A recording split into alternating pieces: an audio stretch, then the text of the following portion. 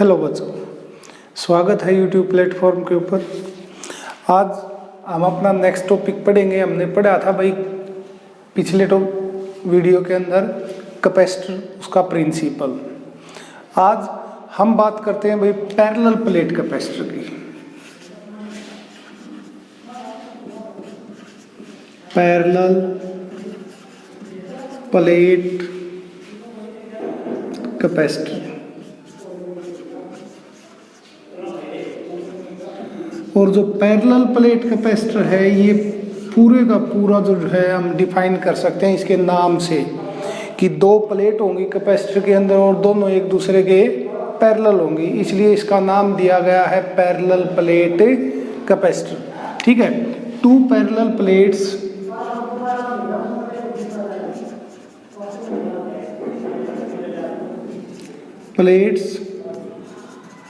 placed parallel to each other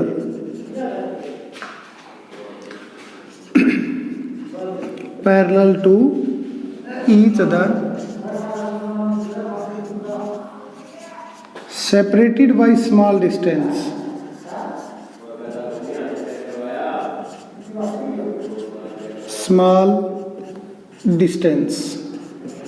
इसको हम नाम देंगे इस अरेंजमेंट को, this arrangement is called parallel plate capacitor.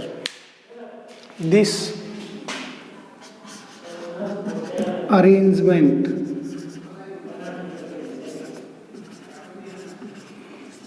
is called parallel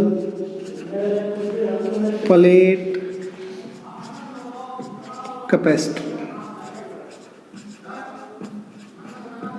clear. अब चलो जिक्र करते हैं भाई कि जो पैरेलल प्लेट कैपेसिटर है उसकी कैपेसिटी कितनी होगी।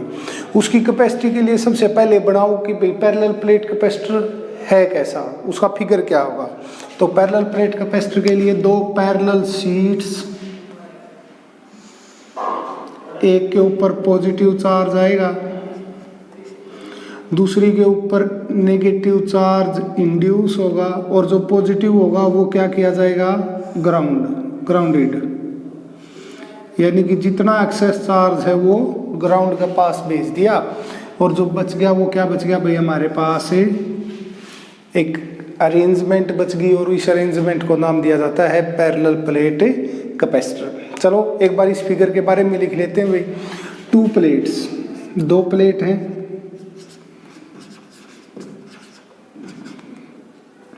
एक्स एंड वाई नाम दे देते हैं भाई। इस प्लेट का नाम एक्स है, इस प्लेट का नाम वाई है। X and Y having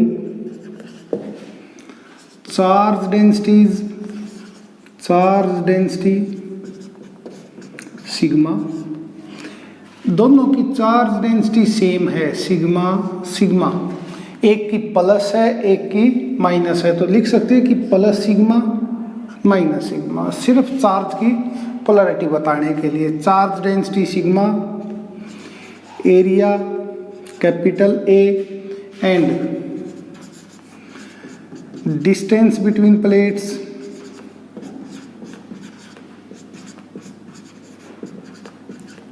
small D, कि जो दो प्लेट हैं वो एक दूसरे से कितनी दूर हैं, छोटा डी। ये एक सिंपल सी अरेंजमेंट होगी भाई हमारी। अब अरेंजमेंट होगी तो जो हमने पिछले वीडियो में एक बात पढ़ी थी कि दो parallel plates, thin parallel plates, उनकी वजह से हम इलेक्ट्रिक फील्ड इंटेंसिटी पढ़ रहे थे। तो उस टॉपिक में हमने पढ़ा था कि ना तो इस तरफ इलेक्ट्रिक फील्ड इंटेंसिटी होगी ना इस तरफ। जितनी इलेक्ट्रिक फील्ड इंटेंसिटी होगी वो कहाँ होगी, बीच में। तो यानी कि हम लिख सकते हैं कि भाई जो पैरेलल प्लेट्स हैं इसके आउटर रीजन में कोई इलेक्ट्रिक फील्ड नहीं होगा, जितना इलेक्ट्रिक फील्ड होगा वो कहाँ होगा, बीच में। ठीक है, तो from previous topic it is clear that there is no electric field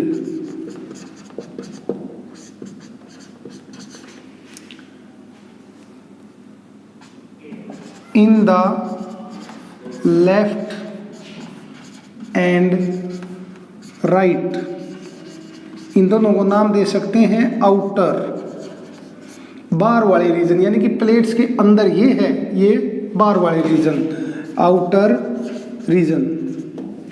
कोई इलेक्ट्रिक फील्ड नहीं होगा लेफ्ट और राइट में, but there is a electric field between plates which is denoted by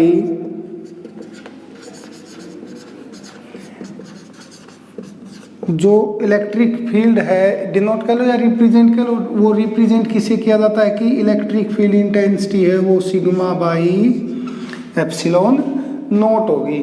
हमने पढ़ा था, रिजल्ट आया था 1/2 eps note into sigma 1 plus sigma 2। जो रिजल्ट था वो क्या था, उस टॉपिक का result E is equal to 1/2 eps naught sigma 1 plus sigma 2। तो यहाँ से हमने एक पढ़ा था कि बीच में कितना होगा, तो बीच में कितना होगा सिग्मा बाई एप्स नोट। ठीक है, हमारे पास एक रिलेशन है पोटेंशियल और इलेक्ट्रिक फील्ड के बीच में, E is equal to minus dV by dr। इसी रिलेशन को हम यूज करके V की वैल्यू कैलकुलेट कर सकते हैं भाई कि E dr को उस तरफ ले चलो, माइनस को उस तरफ ले चलो, तो dV की वैल्यू कितनी होगी minus E dr। dV small quantity है, कंप्लीट के लिए क्या करो इंटीग्रेशन, इंटीग्रेटिंग बोथ साइड्स, दोनों तरफ इंटीग्रेशन कर दी तो हमें क्या मिलेगा वी गेट, इंटीग्रेशन कर दो भाई dV का इंटीग्रेशन माइनस E dr का इंटीग्रेशन। ठीक है, यहाँ हम एक लिमिट पुट करेंगे भाई, इनके जो बीच की डिस्टेंस है वो अगर हम कम करते जाएं तो इलेक्ट्रिक फील्ड उतना ही ज़्यादा स्ट्रॉन्ग होता जाएगा, और उसकी वजह से हम यहाँ लिखते हैं कि जो लिमिट है वो D से कहाँ तक है भाई, कम करते करते कहाँ तक लेके आ सकते हैं 0 तक। यहाँ एक जिक्र और है कि भाई इनके बीच का इलेक्ट्रिक फील्ड कैसा होगा। ठीक है, तो उसके लिए देखो कि जो इलेक्ट्रिक फील्ड है दो प्लेट्स के बीच में वो कैसा होगा, तो उसके लिए जो इलेक्ट्रिक फील्ड है, electric field between plates of finite area, finite area, जैसे पॉजिटिव से नेगेटिव की तरफ गई तो यहाँ किनारों के ऊपर थोड़ी सी बैंड होगी, कर्व बनेगी भाई, और वो finite area is curved at edges। वो क्या है भाई is curved, कर्व की शेप में है at edges। this is known as fringing of field, fringing of field, इसको हम नाम देते हैं फ्रिंगिंग ऑफ फील्ड। लेकिन अगर हम प्लेट ले लें बहुत बड़ी, for larger plates, larger plates having small separation,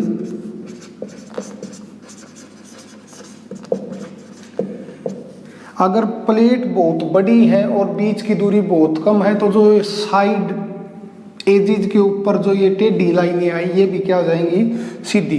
the field becomes uniform and strong, uniform और क्या बन जाएगा भाई स्ट्रॉन्ग बन जाएगा। ये बस जर्नल नॉलेज ही है इसी के बारे में कि अगर किनारे हैं तो किनारों के ऊपर तो भाई जो फील्ड है वो मुड़ा हुआ होगा, और मुड़ा हुआ है तो इसको नाम देते हैं हम फ्रिंगिंग ऑफ फील्ड। लेकिन लार्जर प्लेट है, बीच की सेपरेशन कम कर दी, तो हम इसको नाम देंगे कि भाई इनके बीच का इलेक्ट्रिक फील्ड है वो क्या होगा, यूनिफॉर्म और स्ट्रॉन्ग होगा। चलो अब वापस चलते हैं भाई, डीवी का इंटीग्रेशन वी, ई की value sigma by epsilon note, D R का क्या कर दो इंटीग्रेशन, क्योंकि सिग्मा और एप्स नोट डी आर से मिल नहीं रहे इसलिए अलग से निकाल दिए। तो इंटीग्रेशन किया minus sigma by epsilon note, D R का इंटीग्रेशन आ गया भैया आर, कहाँ से कहाँ, लिमिट आ गई हमारी डी 0। और रिजल्ट क्या होता है भाई, लिमिट पुट करने का तरीका minus sigma by eps naught बार है, ऊपर वाली लिमिट यानी कि 0 माइनस नीचे वाली लिमिट यानी कि डी, और माइनस डी को बाहर निकालोगे तो किसका हो गया, प्लस का, sigma D by epsilon note. ये किसकी वैल्यू आई हमारी, पोटेंशियल की। अब वैल्यू किसकी चाहिए, कैपेसिटर है तो कैपेसिटेंस की, वी नो, हमें तो कैपेसिटेंस का फॉर्मूला पता है, C is equal to Q by V, C is equal to Q by V, और क्यू की वैल्यू क्या होगी, अगर हम सिग्मा ले रहे हैं तो सिग्मा मल्टीप्लाई एरिया, क्योंकि सिग्मा क्या है, सरफेस चार्ज डेंसिटी। क्लियर, आगे चलो, C की वैल्यू आ गई क्यू बाई एप्स नोट, तो क्यू की जगह हमने पुट कर दिया सिग्मा इंटू ए, ठीक है।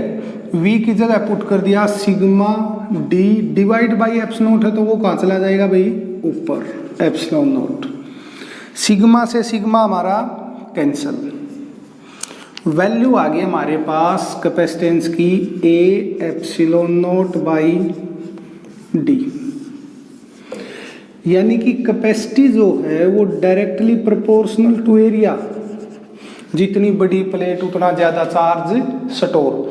बड़ी प्लेट का मतलब इन्वर्टर की बैटरी है उसका साइज बहुत बड़ा है, मोबाइल की बैटरी है उसका साइज बहुत छोटा है, यानी कि छोटा साइज तो थोड़ा चार्ज स्टोर करेगी, बड़ा साइज तो ज़्यादा चार्ज स्टोर करेगी। C direct inversely proportional to separation, D separation between plates, D के इनवर्सली प्रोपोर्शनल, यानी कि प्लेट जितनी एक दूसरे के नज़दीक होंगी कैपेसिटी उतनी ज़्यादा इंक्रीज होगी। लास्ट है कि जो कैपेसिटी है, कैपेसिटेंस है वो मीडियम डिपेंडेंट है भाई, मीडियम डिपेंडेंट। मीडियम डिपेंडेंट का मतलब क्या है, ये जो नोट है ये वैक्यूम के लिए है, अगर मीडियम है यानी कि फॉर मीडियम, अगर मीडियम है तो हम कैपेसिटी का फॉर्मूला क्या लिखेंगे, A epsilon divide by D. Medium में हम यूज करते हैं एप्सिलॉन और वैक्यूम में हम यूज करते हैं एप्सिलॉन नोट। हमने एक टॉपिक पढ़ा था पहले, डाइलेक्ट्रिक कांस्टेंट, और डाइलेक्ट्रिक कांस्टेंट क्या होता है भाई, के epsilon divide by epsilon note. तो यानी कि एप्सिलॉन की वैल्यू कितनी आ गई, के इंटू एप्सिलॉन नोट। ये वैल्यू अगर हम यहाँ पुट कर दें तो कैपेसिटी की वैल्यू कितनी होगी, के A epsilon note divide by D. और जो के है ना, के किसी भी मीडियम के लिए के हमेशा बड़ा होता है 1 से, वैक्यूम को छोड़कर, फॉर एनी मीडियम। यानी कि अगर इसके बीच का जो मीडियम है वो हम डाइलेक्ट्रिक कर दें, यानी कि कोई भी मीडियम ले आए बजाय वैक्यूम के, बीच में खाली मत छोड़ो। जिस तरह से इन्वर्टर की बैटरी के अंदर पानी डालते हैं भाई, वो पानी क्यों डाला जाता है, ताकि उसकी के की वैल्यू है वो थोड़ी ज़्यादा हो जाए, पानी की के की वैल्यू 81 होती है भाई, यानी कि अगर बीच में खाली छोड़ दिया जाएगा और वो 1 कूलाम चार्ज स्टोर कर रहा है, और अगर बीच में पानी डाल दिया जाएगा तो वो 81 कूलाम 81 गुना चार्ज ना अपने अंदर स्टोर कर लेगा। तो ये सारी चीज़ें हैं पैरेलल प्लेट कैपेसिटर के बारे में। आशा करते हैं टॉपिक समझ में आया होगा। जुड़े रहिए, बहुत जल्द फिर मिलते हैं। आज के लिए इतना ही, धन्यवाद।